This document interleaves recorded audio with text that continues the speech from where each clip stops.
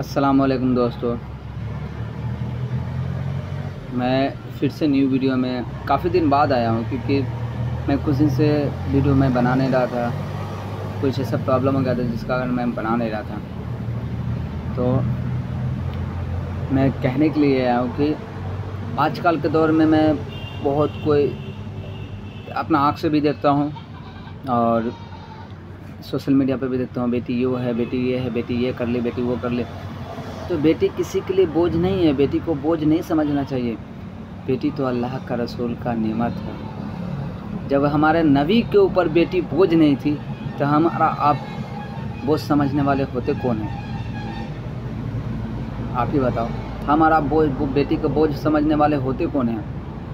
जब मेरा पैगंबर नबी करीम सल्लल्लाहु अलैहि वसल्लम के ऊपर उनकी बेटी बोझ नहीं थी तो फिर हम लोग क्यों बोझ समझते हैं बेटी को? बेटी वो नेमत है जो खिलखिलाओ से तो घर में रौनक बढ़ जाती है और उदास हो जाए तो घर की रौनक ख़त्म हो जाती है। बेटी जब तक आपके घर में रौनक है, जब आपको बेटी शादी करके विदा लेके चली जाती है तो आपको घर की रौनक ख़त्म हो जाता है। और जिस घर में वो शादी करके जाती है उस घर में वो रौनक बढ़ा देती है।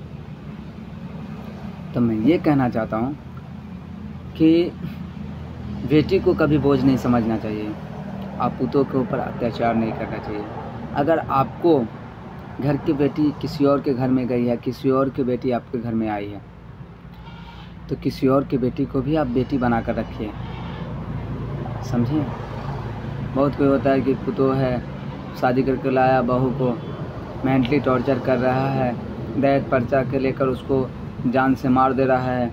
रिसेंट में अभी एक गांव है पटना में, एक जगह जिसका नाम मैं नहीं लूँगा, मगर मैं बता देता हूँ कि वहाँ पे दहेज के लेकर, पहले वो दहेज पूरा दे चुका था और 5 लाख रुपया दहेज देकर अपना बेटी का शादी किया था, गरीब था। फिर लड़का बोल रहा है कि और पैसा अपना बाप से मांगो। ये लड़की बोली कि मेरे ऊपर 4 बहन हैं, हम लोग कैसे पैसा मांगेंगे, अब वो कहाँ से दे पाएंगे। फिर भी उसको मेंटली टॉर्चर करते रहा। उसका बाद रात में उसको मुँह में कपड़ा ठूँस कर उसको जान से मार दिया।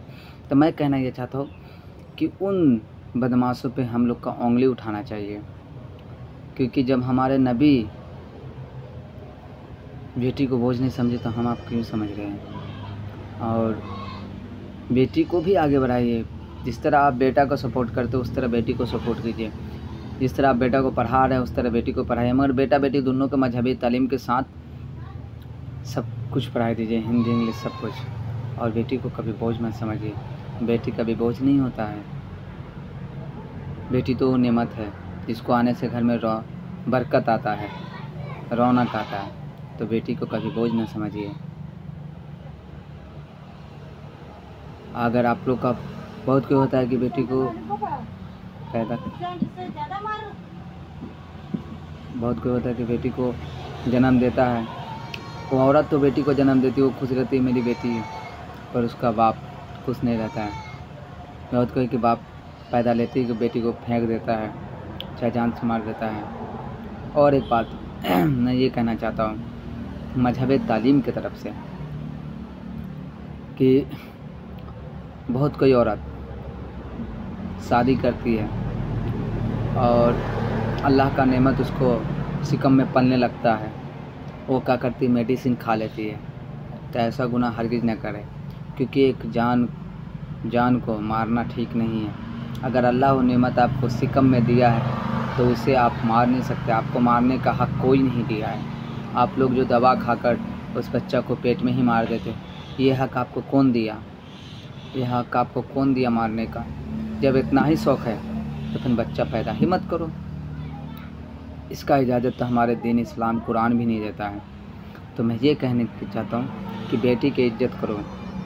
बेटी माँ भी है, बहन भी है, बीवी भी है, सब रूप में आती है बेटी। बेटी की इज्जत करो। अगर आप बेटी की इज्जत नहीं करोगे तो माँ की क्या इज्जत करोगे? माँ की इज्जत नहीं करोगे तो बेटी बहन को क्या इज्जत करोगे? इसलिए मेरा कहना है कि बेटी की इज्जत करो।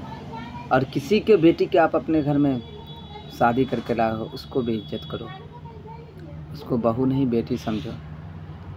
बाकी फिर आपसे मिलेंगे नेक्स्ट वीडियो में, तब तक के लिए अल्लाह हाफ़िज़। मेरा चैनल को सपोर्ट कीजिए, सब्सक्राइब कीजिए और हमें आगे बढ़ाइए।